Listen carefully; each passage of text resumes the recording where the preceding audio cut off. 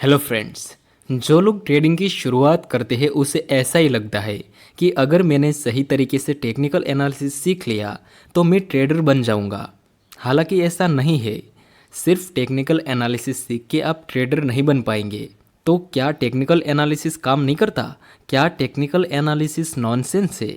ऐसे ही क्वेश्चंस के आंसर मैं आपको इस वीडियो में दूंगा। अगर आप अभी तक प्रॉफिटेबल ट्रेडर नहीं बने या फिर अभी ट्रेडिंग सीख रहे हैं तो शायद आप कुछ ऐसा सुनेंगे जो आपने पहले कभी नहीं सुना। देखो, जब कोई भी पर्सन ट्रेडिंग की शुरुआत करता है तो वो सबसे पहले टेक्निकल एनालिसिस ही सीखता है।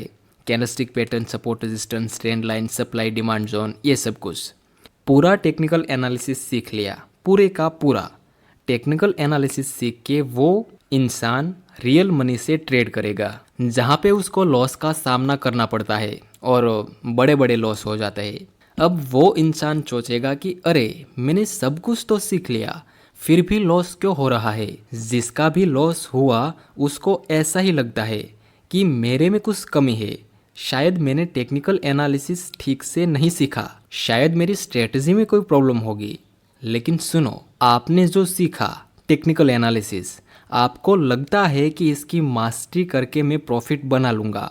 ये गलत है। और ये क्यों गलत है इसको मैं एक एग्जांपल से समझाता हूँ। देखो, मार्केट अभी अप ट्रेंड में था, फिर साइडवे हुआ, फिर एक ब्रेकआउट मिला। ब्रेकआउट है तो हम रीटेस्ट का वेट करेंगे। नेक्स्ट प्राइस रीटेस्ट करने के लिए आया, हम अभी भी ट्रेड नहीं करेंगे, हम कैंडलस्टिक पैटर्न का वेट करेंगे। नेक्स्ट हम देखें तो एक डोजी और कंफर्मेशन कैंडल का सिग्नल मिला। अगर आप यहाँ पर बाय करते तो प्राइस ऊपर जाता है, लेकिन आपका स्टॉप लॉस खाने के बाद यहाँ आप ट्रेंड के साथ थे। आपने जल्दबाजी भी नहीं की, आपने रीटेस्ट का भी वेट किया, आपने कंफर्मेशन कैंडल का भी वेट किया, फिर भी स्टॉप लॉस हिट हुआ। आप सही थे, फिर भी एसएल हिट हुआ, क्योंकि यही टेक्निकल एनालिसिस की सच्चाई है। टेक्निकल एनालिसिस संभावना के बेस पर चलता है। यहाँ 70 से 80% संभावना है कि यहाँ से प्राइस ऊपर जाए। वॉरेन बफेट भी ये नहीं बोल सकते कि प्राइस यहाँ से 100% ऊपर ही जाएगा। लेकिन स्टॉप लॉस हिट होने के बाद आपको ऐसा लगता है कि मेरे में कोई प्रॉब्लम है, मेरी स्ट्रेटजी में कोई प्रॉब्लम है। ऐसा नहीं है। पूरा टेक्निकल एनालिसिस छोड़ो, पूरा स्टॉक मार्केट का धंधा संभावना के बेस पर चलता है। किसी स्ट्रेटजी की एक्यूरेसी 50%, किसी की 60%, किसी की 70 से 80%। लेकिन आपको कोई ये बताता ही नहीं कि रियल गेम तो ये है। जिस वजह से आप रास्ता भटक जाते हैं। आप मेहनत तो करते हैं लेकिन गलत डायरेक्शन में। अगर टेक्निकल एनालिसिस सीख के आपको रिजल्ट नहीं मिला तो आप स्मार्ट मनी कॉन्सेप्ट सीखेंगे, उससे रिजल्ट नहीं मिला तो आप आईसीटी सीखेंगे, ये तीनों ने काम नहीं किया तो आप कुछ दूसरा सीखेंगे। मैं ऐसा नहीं बोलता कि आप आईसीटी मत सीखो, मैं ऐसा नहीं बोलता कि आप एसएमसी मत सीखो, मैं ऐसा बिल्कुल नहीं बोलता कि आप सिर्फ और सिर्फ एक स्ट्रेटेजी के ऊपर काम करो। मेरे इस सेंटेंस को याद रखना, आपको हर वो चीज़ सीखनी चाहिए जो आपकी स्ट्रेटजी को पावरफुल बनाए। आप बिल्कुल एसएमसी सीखो, आप बिल्कुल नई स्ट्रेटजी को सीखो, लेकिन वो सब कुछ सीखते वक्त आपको ये मालूम होना चाहिए कि अगर मैंने आईसीटी, एसएमसी, टीए ये सब पे अगर पीएचडी भी कर ली तब भी मेरी एक्यूरेसी 100% नहीं होगी।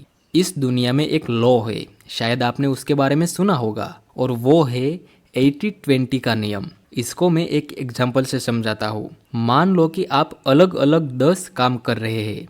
ये 10 अलग अलग काम से आपको महीने के 1 लाख रुपए आ रहे हैं। तो ये 1 लाख में से 80,000 सिर्फ आपके ये 10 में से किसी 2 काम करने से मिल रहा होगा। मतलब हम जो काम करते हैं उसमें से 80% रिजल्ट हमारा सिर्फ 20% का काम ही दे देता है। बाकी का सारा काम हमें सिर्फ 20% का रिजल्ट देता है। और अगर आपको ट्रेडर बनना है तो इसमें मेन 3 पिलर रहेंगे। एक टेक्निकल एनालिसिस, दूसरा रिस्क मैनेजमेंट और तीसरा है साइकोलॉजी। और जिससे आपका सबसे ज़्यादा प्रॉफिट बनेगा वो है रिस्क मैनेजमेंट और साइकोलॉजी के ऊपर काम करने से। तो ये वो 20% काम है जो आपको ट्रेडिंग में 80% का रिजल्ट दिलवा सकते हैं। लेकिन लोग क्या करते हैं, सिर्फ टेक्निकल एनालिसिस सीखते हैं। आप मुझे बताइए, आपने ये 2 चीज़ों पर कितना काम किया है? तो इस पूरे वीडियो का सार यह रहेगा कि आप ये दो 20% का काम सबसे ज़्यादा करो, जिसमें आपको 80% का रिजल्ट मिल सकता है। टेक्निकल एनालिसिस भी दबा के सीखो, एसएमसी भी पूरा सीखो, जो सीखना है वो सीखो, लेकिन सबसे ज़्यादा ये दोनों के ऊपर फोकस करो। एक बार इसके ऊपर मास्टरी हो जाए, उसके बाद हमें नई स्ट्रेटजी सीखनी चाहिए। और हाँ, मेरी बातों को उल्टा मत समझना कि सर ने बोला टेक्निकल एनालिसिस काम नहीं करता। टेक्निकल एनालिसिस काम करता है, लेकिन इसकी एक लिमिटेशन है। आपको टेक्निकल एनालिसिस तो पूरे का पूरा ही सीखना है और समय रहते अपनी स्ट्रेटजी को इम्प्रूव भी करना है, लेकिन सबसे ज़्यादा काम ये दो के ऊपर होना चाहिए। उसके बाद नया कॉन्सेप्ट, नई स्ट्रेटजी। सो आज के वीडियो में बस इतना ही। मिलते हैं अगले वीडियो में।